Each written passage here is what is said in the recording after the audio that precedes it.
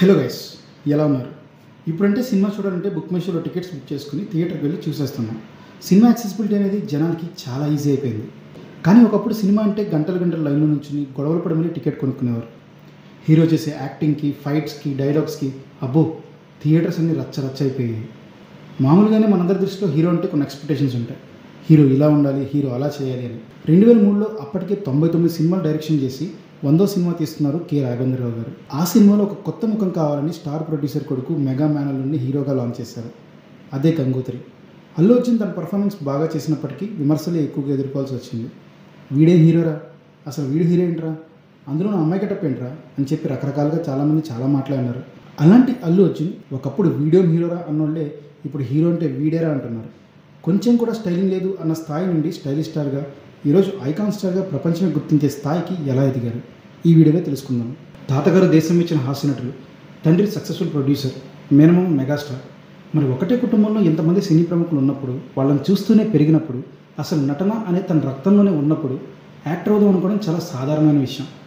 పుట్టిన 3 ఏళ్లకే అసలు ఊహే సరిగ్గా తెలియని టైంలో విజేత సినిమాలో చైల్డ్ ఆర్టిస్ట్గా చేశారు బన్నీ.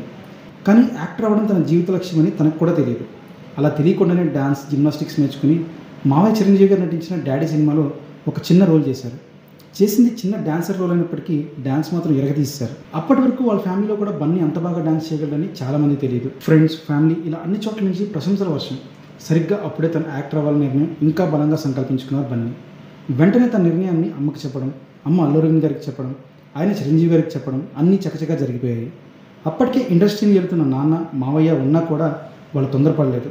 ముందు బన్నీని యాక్టింగ్ స్కూల్లో జాయిన్ చేస్తే బెటర్ అని చెప్పి ముంబైలోని కిషోర్ నమిత్ కపూర్ యాక్టింగ్ ఇన్స్టిట్యూట్లో జాయిన్ చేశారు. 2 ఏళ్లలో యాక్టింగ్ బాగా నేర్చుకుని గంగోత్రి సినిమా తీసి రిలీజ్ చేశారు.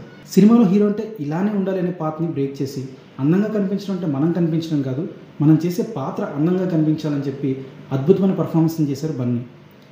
ఈసారి కూడా అందరి దగ్గర నుండి ప్రశంసలు వస్తున్నాయి. అవి మొదలవగానే వాటితో పాటు విమర్శలు కూడా మొదలయ్యాయి. అదేంటి, నేను జెన్యున్గానే ఎఫర్ట్స్ పెట్టాను కదా, మరెందుకు ఇలా కొంతమంది బ్యాడ్ కామెంట్స్ చేస్తున్నారు అనేది ఆ టైంలో బన్నీకి అర్థం కాలేదు. కానీ అప్పుడే గట్టిగా డిసైడ్ అయ్యాడు, నెక్స్ట్ చేసే సినిమాతో అసలు 1% కూడా నెగిటివ్ కామెంట్స్ అనేవి తెచ్చుకోకూడదని. మన ఇంట్లో సక్సెస్ఫుల్ స్టార్స్ ఉంటే మనం స్టార్స్ అవ్వలేం. నేను కూడా స్టార్ అవ్వాలంటే నాకు కూడా ఓన్ ఐడెంటిటీ ఉండాలి. మామ చాటు అల్లుడు, తండ్రి చాటు కొడుకు ట్యాక్స్ నా మీద ఉండకూడదని చెప్పి డిసైడ్ అయ్యారు. నిజానికి ఇప్పుడు ఒకసారి కనుక గంగోత్రి సినిమాని మళ్ళీ చూస్తే అల్లు అర్జున్ ఎంత గ్రేట్ పర్ఫార్మరో అర్థమవుతుంది. కానీ ఆ రోజుల్లో ఆడియన్స్కున్న మైండ్ సెట్ ప్రకారం అలాంటి మిక్స్డ్ కామెంట్స్ అనేవి వచ్చాయి. అదే టైంలో సుకుమార్ గారు బన్నీకి ఒక కథ చెప్పారు. అప్పటి వరకు తెలుగు ఇండస్ట్రీలో వచ్చిన లవ్ స్టోరీస్ అన్నింటి స్టీరియోటైప్స్ని బ్రేక్ చేసే స్టోరీ ఆర్య సినిమాది. నిజానికి లవ్ స్టోరీస్లోనే ఒక కొత్త ట్రెండ్ సెట్ చేసిన సినిమా ఆర్య. అల్లు అర్జున్ చేసిన పర్ఫార్మెన్స్కి ఈ సినిమాతో అందరూ బన్నీని హీరోగా యాక్సెప్ట్ చేయడం స్టార్ట్ చేశారు. ఆ తర్వాత బన్నీ సినిమాతో తన ఒక యాక్షన్ స్టోరీని కూడా డ్రైవ్ చేయగలనని నిరూపించుకున్నాడు. డాన్స్తో పాటు మేనరిజమ్స్ని కూడా బాగా హ్యాండిల్ చేశాడని అప్పట్లో క్రిటిక్స్ సైడ్ నుండి అల్లు అర్జున్కి అప్రిసియేషన్స్ కూడా వచ్చాయి. తర్వాత హ్యాపీ సినిమా చేశారు. అది కమర్షియల్గా అంత పెద్ద సక్సెస్ కానప్పటికీ కూడా బన్నీ యాక్టింగ్కి మంచి మార్కులు పడ్డాయి. నిజానికి బన్నీకి పెద్దగా ఫ్లాప్స్ లేవు. ఒకవేళ ఫ్లాప్స్ ఉన్నప్పటికీ కూడా బన్నీ మాత్రం తన రోల్స్తో జనాన్ని సాటిస్ఫై చేస్తూనే ఉన్నాడు. ఇక్కడి వరకు ఒక లుక్ మెయింటైన్ చేసిన బన్నీ పూరి జగన్నాథ్ గారి డైరెక్షన్లో చేసిన దేశముద్రలో మాత్రం తన లుక్ అలాగే తన బాడీ ట్రాన్స్ఫర్మేషన్ని కంప్లీట్గా మార్చేశారు. అప్పటి వరకు బాలీవుడ్లో తప్ప మన సౌత్లో బాడీ ట్రాన్స్ఫర్మేషన్ ఆ లెవెల్లో చేసింది తెలుగులో అల్లు అర్జున్ గారు, తమిళ్లో సూర్య గారు మాత్రమే.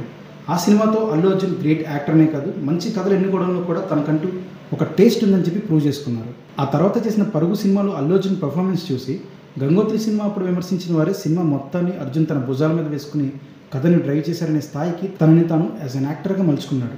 అప్పుడే అల్లు అర్జున్కి నటుడు అని గుర్తింపు తెచ్చిన ఆర్యకి సీక్వెల్ ఆర్య 2 వచ్చింది.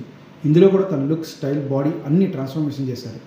యూత్లో ఆర్య 2 సాంగ్స్ అంటే ఒక రేంజ్లో పిచ్చి ఉండేది అప్పట్లో. ఆ నెక్స్ట్ వచ్చిన వరుడు సినిమాతో ఒక ఫ్లాప్ని ఎదుర్కొన్నారు. నిరాశపడకుండా తన సెలక్షన్స్లో ఒక చిన్న చేంజ్నిచ్చి మంచి హిట్స్లో ఉన్న హీరో యాంథాలజీ చేయడం నాకు తెలిసి అదే మొదటిసారి. అదే వేదం సినిమా. ఈ సినిమాలో అల్లు అర్జున్ ఒక కంప్లీట్ యాక్టర్గా కేబుల్ రాజు పాత్రలో ఈ రోజుకి కూడా చాలామంది హార్ట్స్లో ఒక ప్లేస్ని సంపాదించుకున్నారు. నిజంగా ఒక లోవర్ మిడిల్ క్లాస్ లైఫ్ రోల్ని ఎంత బాగా ప్లే చేశారంటే వీడు మనోడరా అని చెప్పి అందరూ అనుకునేలా చేశారు. ఆ తర్వాత బద్రీనాథ్తో ఒక ఎక్స్పెరిమెంట్ చేసి అనుకున్న విజయాన్ని అందుకోలేదు. ఇలా చెప్పుకుంటూ వెళ్తే జులై, ఇద్దరమ్మాయిలతో, ఎవడు, రేస్ గుర్రం, సన్ ఆఫ్ సత్యమూర్తి, సరైనోడు, నా పేరు సూర్య, నా ఆయిల్ ఇండియా, అలవైకుంఠపురంలో డీజే, ప్రతి సినిమాలో అల్లు అర్జున్ యాక్టింగ్ని ప్రైజ్ చేయాల్సిందే. అల్లు అర్జున్లో ఉన్న ప్రత్యేకత ఏంటంటే తను చేసిన దాన్ని తనే బ్రేక్ చేసి కొత్త స్టైల్ని తీసుకుని వస్తూ ఉంటాడు.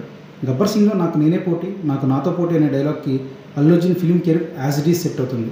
ఇంకా పుష్ప గురించి అయితే నేనేం మాట్లాడను. ఆ సినిమాలో అల్లు అర్జున్ గురించి మాట్లాడాలంటే ఈ రోజంతా సరిపోదు, అంత మాట్లాడవచ్చు. సో ఫ్రెండ్స్, వీడు హీరో ఏంట్రా అనే పొజిషన్ నుండి అందరూ మెచ్చిన అందరికీ నచ్చిన హీరోగా సౌత్ ఇండియా నుండి ఎవరికి దక్కని గౌరవం బన్నీకి దక్కింది.